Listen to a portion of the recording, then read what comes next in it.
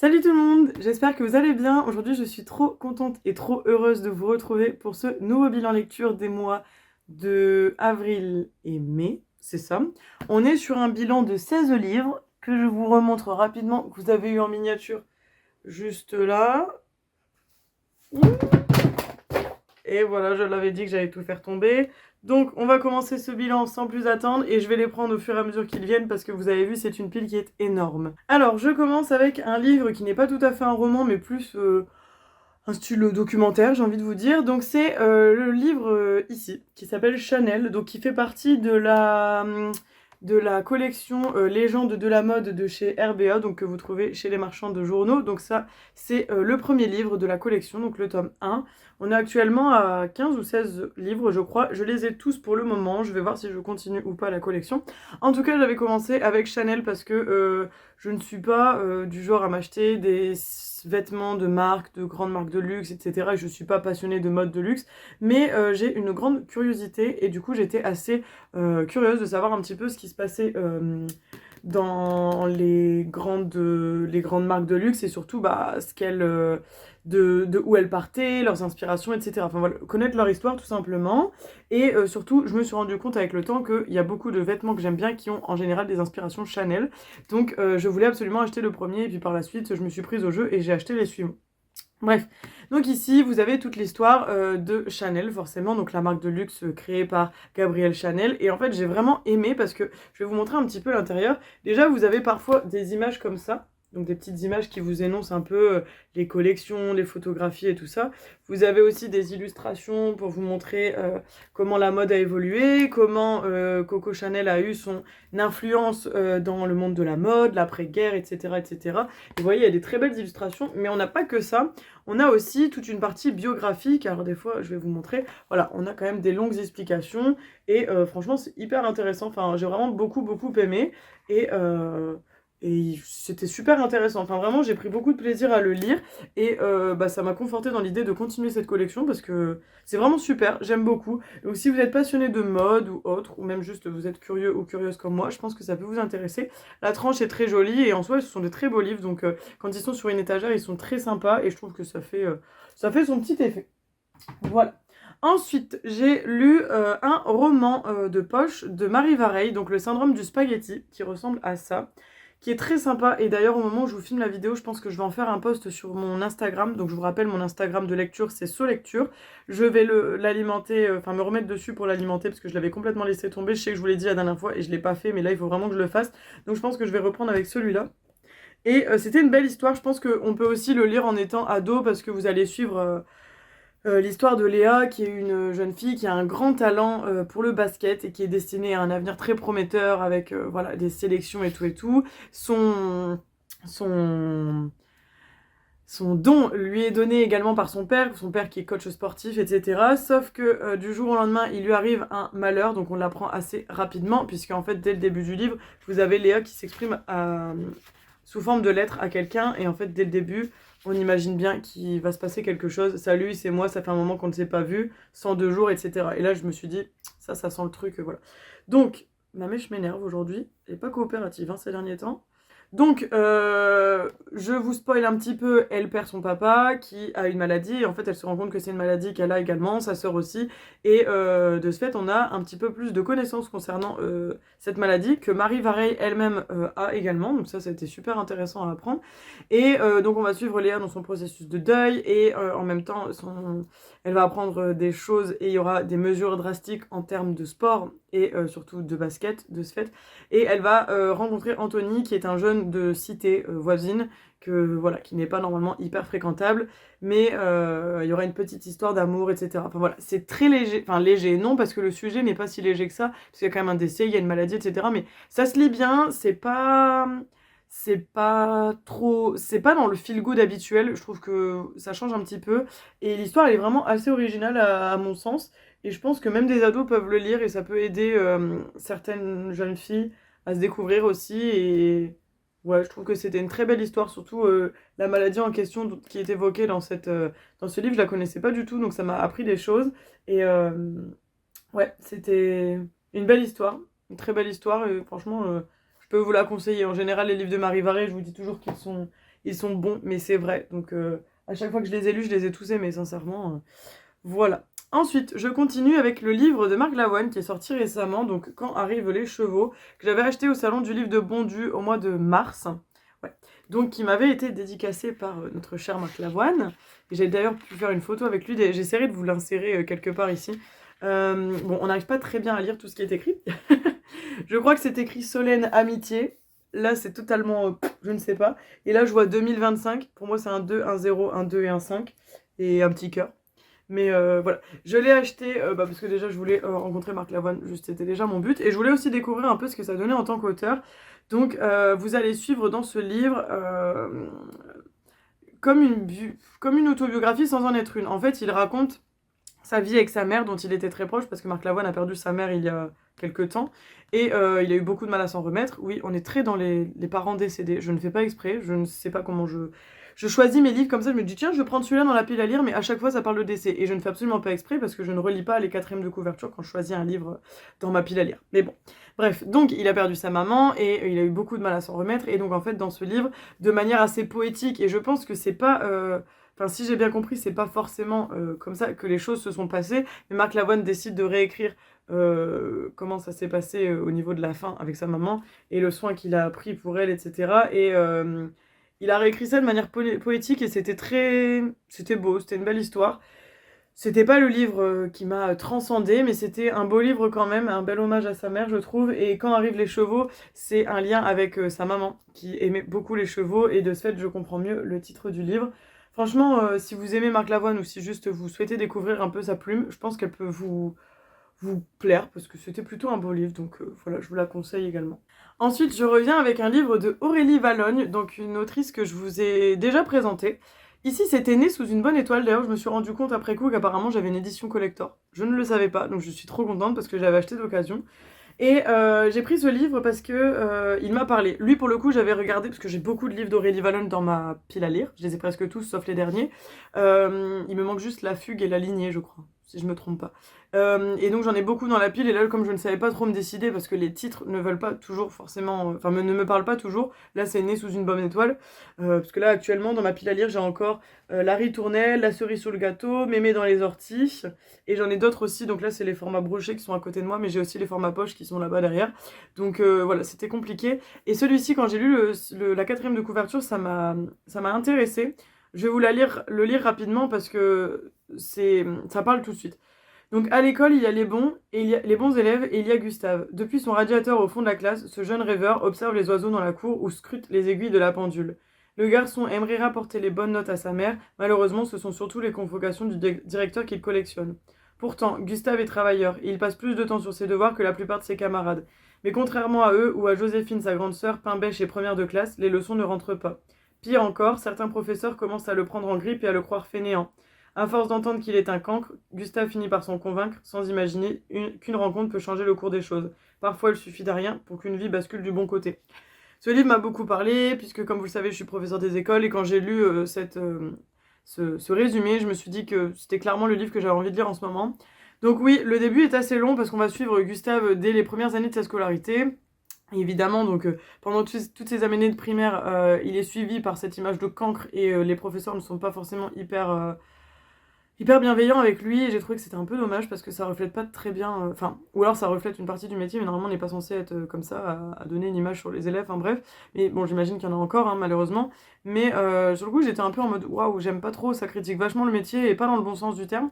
Et puis au fur et à mesure qu'on avance, il y a effectivement une professeure qui se rend compte que Gustave a beaucoup de potentiel et met tous ses espoirs en lui, elle va faire beaucoup de choses pour lui, il va y avoir une belle complicité qui va s'installer, et Gustave va s'épanouir petit à petit, et on va lui découvrir un avenir absolument radieux, et une très belle histoire. Donc là, pour le coup, j'ai compris l'envers du oui, mais, genre, il y a des profs qui sont comme ça, mais voilà. Donc c'était une belle histoire, c'était cool. J'ai mis un petit peu de temps à le lire, parce que je trouvais qu'il était assez dur à lire, enfin pas dur, mais... il était lourd, genre des fois je lisais 10-20 pages, souvent ça peut m'arriver de lire 70-80 pages en une soirée, et là au bout de 10-20 pages, des fois je me disais bon c'est tout, je m'arrête là pour ce soir. Mais il était cool, c'était un bon livre, et Aurélie Vallogne ça fait partie des auteurs que j'aime beaucoup. Ses livres sont bons, ils sont pas aussi, dans mon estime, enfin dans mes goûts personnels, ils sont pas aussi bons que quand j'adore lire un Grimaldi ou un Marie Vareille, ou un Karen Pont, mais elle fait partie de mes auteurs favoris quand même, parce que ses livres sont cool, et les histoires ne sont pas forcément communes non plus, donc ça change un petit peu. Justement, j'arrive sur un livre que j'avais eu pour mon anniversaire, qu'on avait eu également au Salon du Livre de Bondu. C'est Villa Gloria de Serena Giuliano, donc c'est celui qui est sorti cette année, on l'avait eu tout pile en avant-première, avec ma petite dédicace. Solène, bienvenue à Villa Gloria, je vous souhaite une belle lecture et un merveilleux séjour. Serena, voilà, avec une petite carte de l'Italie et le détail des Pouilles. Donc les Pouilles, c'est une région de l'Italie, où va se dérouler l'histoire. Donc ça se déroule à Villa Gloria, qui est une maison, genre une maison d'hôtes, où vous allez retrouver Gloria et Iris. Donc Gloria est la maman et Iris est la fille. Et vous allez suivre plusieurs histoires, donc surtout vues par Gloria ou bien par Iris, parce que c'est un roman à 2 voix. Mais vous avez plusieurs histoires qui s'entremêlent et qui sont chacune des histoires à part entière. Et forcément, Iris et Gloria ont un rôle à chaque fois à jouer. Et c'était une belle histoire, un petit roman de gare, un petit roman sympa, qui se lit tranquille, on se croirait en Italie, on se croirait au soleil, enfin vraiment on est cool, on est vraiment bien. Et ouais, c'était une belle histoire, voilà. Les histoires de Serena Giuliano vous font voyager en général en Italie, et ici, bah, ça reste du Serena Giuliano, donc c'est toujours aussi bien. Une belle histoire, comme je vous ai dit, Gloria et Iris ont tout à fait leur caractère, de mère en fille, elles n'ont pas du tout le même caractère, mais elles se complètent vraiment bien. Et les histoires qui sont à l'intérieur sont singulières aussi et très très cool. Je peux pas trop vous en dire, sinon j'ai peur de vous spoiler. Voilà. Ensuite, je continue. Donc là, je vous ai présenté 4 romans et une sorte de documentaire. Là, ici, j'ai plusieurs mangas à vous parler. Donc j'en ai 3, 4, 5, 6, 7, 8. J'en ai 8. Ouais, c'est ça. J'en ai 8. Donc déjà, je vais vous parler des 3 là. Donc j'ai enfin terminé la saga Echoes. Donc c'était les tomes 9, 10 et 11. Donc je ne sais plus si vous vous rappelez, c'est l'histoire de Senri qui avait été séparé dès son jeune âge avec son frère. Ils avaient subi, je crois que c'était leurs parents qui étaient morts ou je ne sais plus exactement. Son frère est devenu un genre de tueur en série et Senri, encore plus ou moins connecté par la pensée avec son frère, essaye à tout prix de le retrouver et de mettre fin à ces meurtres qui arrivent constamment. Et donc en fait l'enquête se continue et on va enfin avoir la conclusion de cette histoire. Donc je ne vais pas vous la dire parce que je ne veux pas vous spoiler, mais sachez qu'en tout cas cette saga s'arrête au bout de 11 tomes. Et si vous aviez apprécié quand je vous avais déjà parlé de ce manga, bah sachez que vous risquez d'être content, parce que j'ai vraiment été contente même de la fin et tout, c'était vachement cool. En plus le 11 il est vachement épais, je sais pas si vous en rendez compte, mais il est beaucoup plus gros que les autres. Et non, franchement, j'ai été satisfaite de la fin et c'était une histoire que j'ai beaucoup aimée, que je prendrais vachement de plaisir à relire. Donc si vous aviez aimé la présentation que je vous en avais faite, foncez, c'est une super histoire. Ensuite, j'ai commencé les mangas Chainsaw Man. Donc c'est un manga que j'avais vu seulement en animé sur Crunchyroll, que j'ai déjà regardé d'ailleurs tous les épisodes, mais les épisodes ne reflètent pas tous les mangas. En fait, je crois que tous les épisodes ne reflètent que les 3 ou 4 premiers tomes, voire peut-être même 5. Mais actuellement, on a 19 tomes qui sont sortis, et je ne sais pas au bout de combien de temps ça va s'arrêter, mais je crois qu'il n'y en aura pas plus de 30, je sais pas. Bref, en tout cas, il y a 19 tomes qui sont sortis. Je m'étais dit que j'avais pas trop envie de les lire parce que ça faisait encore une sacrée collection. Puis finalement, Alexis a décidé, lui, de se les prendre parce qu'il avait beaucoup, beaucoup aimé l'animé. Et du coup, j'en profite pour lui prendre et pour les lire. Donc, lui, il a déjà lu 6 tomes. Moi, j'en ai lu que 3 pour l'instant parce qu'il a acheté un lot sur Vinted. Je crois qu'il avait les 16 premiers. Après, il est allé acheter 17 et 18 en magasin. Et là, comme le 19 est sorti il y a pas longtemps, on va pas tarder à aller l'acheter. En tout cas, toujours est-il que j'ai lu les 3 premiers tomes. Alors, ils sont pas très gros, ces mangas-là. Ils sont édités par Kazé en premier lieu et après ils ont été rachetés et je crois qu'ils sont édités chez Crunchyroll maintenant si je me trompe pas. Donc c'est un shonen où vous allez suivre, alors je vais peut-être vous montrer correctement les jaquettes. Voilà, donc vous allez suivre ce personnage là qui est juste là. Donc il s'appelle Denji et Denji est un jeune homme qui est complètement pauvre en fait. Il a pas grand chose à son actif. Enfin voilà, c'est un genre de SDF qui vit avec un petit chien. D'ailleurs, le petit chien, je peux vous le montrer parce que je l'ai ici en peluche parce que je l'avais eu à Noël. Je crois que je vous l'avais montré. Donc, c'est en lien avec ça. Voilà. Et en fait, du jour au lendemain, il va se passer un truc avec ce petit chien, justement, qui s'appelle Pochita, mais je ne veux pas vous spoiler, donc je ne dirai rien. Et de ce fait, il va avoir des pouvoirs où il va pouvoir se transformer en démon avec des tronçonneuses comme ça, enfin, en démon. En humain avec des pouvoirs de démon, puisqu'il existe des Devil Hunters, donc ce sont des des tueurs ou des chasseurs de démons, et ce sont des démons avec des formes vraiment assez dégueu. Des fois, il y en a en forme de chauve-souris, il y en a avec des têtes de morts-vivants. J'essaie de vous en trouver, mais regardez, en plus, les images, elles sont vraiment belles. J'essaie de vous chercher un monstre, mais c'est pas forcément évident, parce que je sais plus. Ouais, là, regardez, il y en a des comme ça. Enfin, voilà, c'est tous des démons qui terrorisent la ville, et en gros, leur but, c'est de tuer les démons, plus ou moins. Ça ressemble un peu à Demon Slayer, mais pas dans la même idée. Parce que Demon Slayer, c'est aussi des chasseurs de démons. Mais c'est pas. Ça se rejoint sans se rejoindre. Parce que chaque humain qui est capable d'avoir un,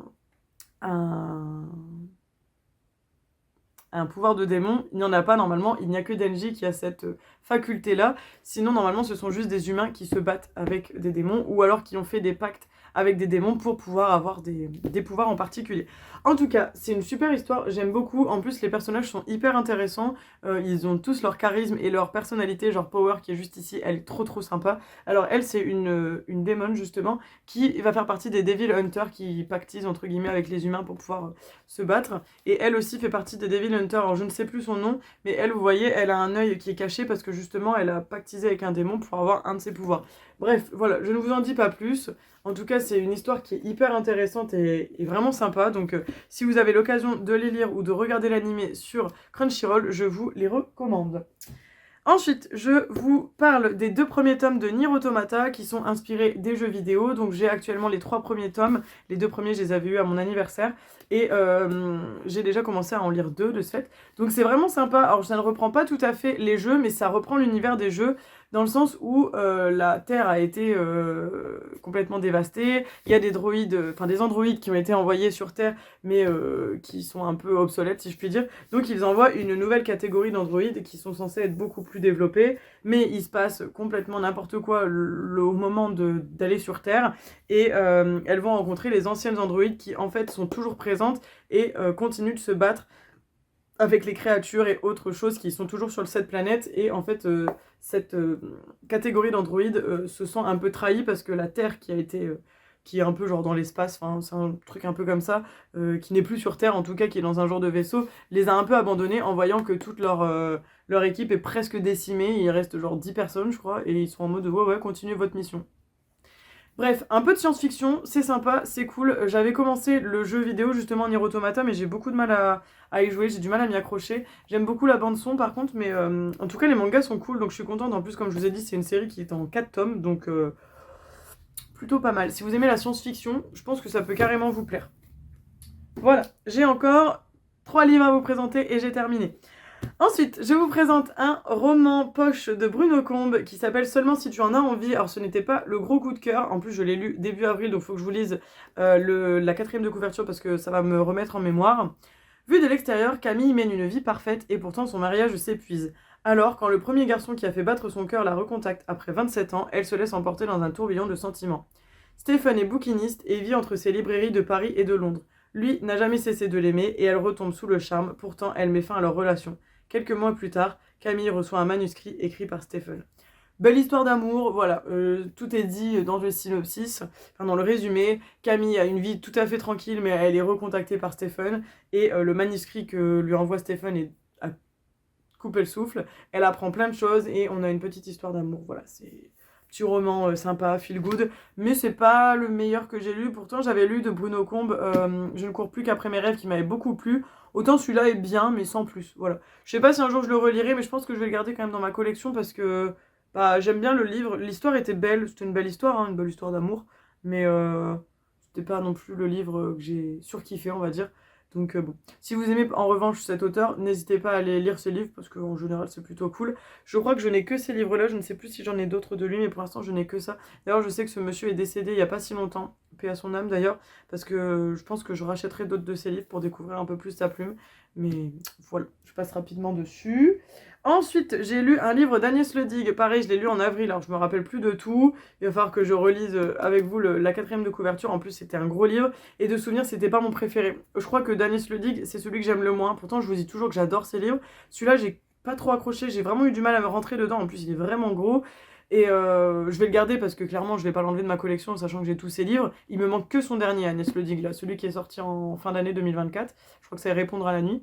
Donc Voilà, mais celui-là, ouais, j'ai vraiment eu du mal à me mettre dedans, ça changeait un peu d'habitude, je pense, et j'ai été un peu surprise. Donc, de retour de vacances, sur le parvis d'une gare, Édouard laisse derrière lui sa femme et sa valise. Un départ sans préméditation, une vieille romancière anglaise en est le déclic. La forêt de Brocéliande, le refuge. Là, dans une chambre d'hôte, environnée d'arbres centenaires, il va rencontrer Gaëlle la douce, son fils Gauvin enfermé dans le silence d'un terrible secret, Raymond et ses mots anciens, Adèle, jeune femme aussi mystérieuse qu'une légende, et Platon, un chat philosophe. Qui sont ces êtres curieux et attachants, et lui, qui est-il vraiment? S'il cherche dans cette nature puissante les raisons de son départ, il va surtout y retrouver sa raison d'être. Émotion, gentillesse, amour, bienveillance, autant de petits plaisirs qui caractérisent si bien l'autrice et qu'on retrouve dans ce dernier roman. Donc c'était Le Parisien qui a dit ça. Donc voilà, encore une fois, une histoire de maison d'hôte. Vous voyez, j'ai même pas fait exprès, mais ça ressemble à l'histoire de Villa Gloria. Et là, oui, c'est vrai qu'en fait, Edouard quitte complètement sa femme sur le parvis d'une gare, je me rappelais plus du tout, c'est vrai. Il prend un bus sans savoir où il va, et en fait, il ne revient jamais. Il se sépare même de sa femme, qui, en fait, il n'était plus très bien avec elle. Et vous allez, pareil, vous allez suivre encore une fois pas mal d'histoires qui sont séparées, mais qui vont quand même s'entremêler. Ça ressemble un peu au plot de Villa Gloria, mais pour le coup, j'ai beaucoup plus aimé l'écriture et les personnages de Villa Gloria, qui étaient beaucoup plus attachants que celui-ci. Donc, comme je ne l'ai plus trop en mémoire, j'avoue que ça, en général, si je me rappelle plus très bien d'un livre, c'est que c'était pas ouf. Donc, je suis désolée, je ne pourrais pas vous en dire plus, ne serait-ce que c'était pas dingue pour moi. En tout cas, à chaque fois, ce que je vous dis des livres, ce sont des avis personnels. Donc, encore une fois, je ne dis pas que ce livre est nul, juste je l'ai moins aimé que les autres. Mais voilà, peut-être que vous l'aimerez. Si vous aimez Agnès Le Digue, n'hésitez pas à le tenter. Et si vous l'avez lu, n'hésitez pas à me dire en commentaire ce que vous en avez pensé. Et enfin, je termine avec le tome 7 de L'Or Olympus, donc l'histoire de Hadès et Perséphone qui avait été édité par Hugo BD, mais qui était à la base une série sur Webtoon. Ici, on va suivre le procès de Perséphone et les liens qu'elle va avoir avec Hadès et sa mère, etc. Et le procès commence à prendre une sale tournure d'ailleurs, et on verra s'il y a des vérités qui éclatent, des secrets encore une fois qui arrivent et qui fusent dans tous les sens. En tout cas, Perséphone n'est pas prête à se laisser faire, et on a vu tout ça dans cette superbe édition. Je trouve que ce sont des super beaux livres. À chaque fois, je suis épatée quand je les lis. En 2 jours, je les lis en général, parce que ce sont des romans graphiques, donc ça se lit assez bien, assez vite. Le principe d'un roman graphique, c'est que c'est comme une BD, mais c'est beaucoup plus long qu'une BD. Vous voyez, c'est quand même très très gros comme livre. Donc j'aime beaucoup cette histoire. Je ne sais pas combien il y aura de tomes en tout, parce qu'ils sont quand même très gros et ils prennent beaucoup de place. Mais je préfère les avoir en grand format qu'en petit d'ailleurs, donc ça ne m'embête pas, mais c'est quand même, ça prend quand même beaucoup de place. Je sais que le tome 8 est déjà sorti, il me semble, ou il devait sortir au mois de mai ou juin. Donc je pense bientôt me le procurer, mais comme je vous dis à chaque fois que je vous présente des L'Or Olympus, vraiment l'histoire est cool. Et je peux pas trop vous en donner parce que c'est comme les mangas, en fait tout ce qui est série, c'est compliqué de vous expliquer comment ça arrive. Je peux juste vous donner un ressenti personnel, parce que si je vous en dis trop, je vais vous spoiler les tomes, et le but c'est pas de vous raconter toutes les histoires, sinon pour faire ça on ferait une critique de A à Z avec spoiler, mais là c'est pas le but c'est de vous partager ce que j'ai lu et de vous dire si je vous conseille ou pas de les lire, et surtout d'échanger sur les lectures qu'on a pu faire. Bref, donc j'ai terminé, je vais enfin pouvoir ranger cette pile, parce que là une pile de 2 mois c'est énorme. Clairement je pensais pas lire autant fin avril j'avais pas lu tant que ça, mais après j'ai enchaîné, donc voilà. Je pense que pour juin je posterai ça début juillet, je pense que je vais refaire ça mois par mois là, parce que je suis sur une bonne lancée, je me suis bien remise à lire. En plus là j'ai commencé le tome 2 de After, il est énorme les gars, il fait presque 700 pages, donc je pense que lui je l'aurai fini en juin j'espère, parce que sinon j'aurais lu un livre. Mais bon c'est pas grave. Et pour juillet, août, je sais pas, je verrai, parce qu'en général l'été tout dépend vraiment de mon humeur, donc je verrai si en juillet je lis beaucoup ou pas. Mais bon bref, en tout cas n'hésitez pas à me rejoindre sur mon Instagram, comme je vous ai dit, SoLecture, qui sera en barre d'infos pour que vous puissiez vous abonner. N'hésitez pas à me dire en commentaire ce que vous avez lu en ce moment, ce que vous lisez, ce que vous comptez lire, ce qui est dans votre pile à lire, ce qui est dans votre pile à acheter, et si vous avez lu des livres que j'ai présentés aujourd'hui, ou s'il y en a qui vous font envie. En tout cas j'adore échanger et discuter de livres avec vous, ça fait toujours trop plaisir.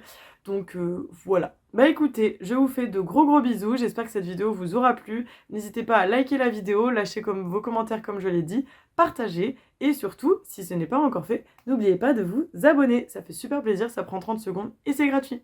Allez, prenez soin de vous, ciao ciao, à la semaine prochaine, bisous bisous.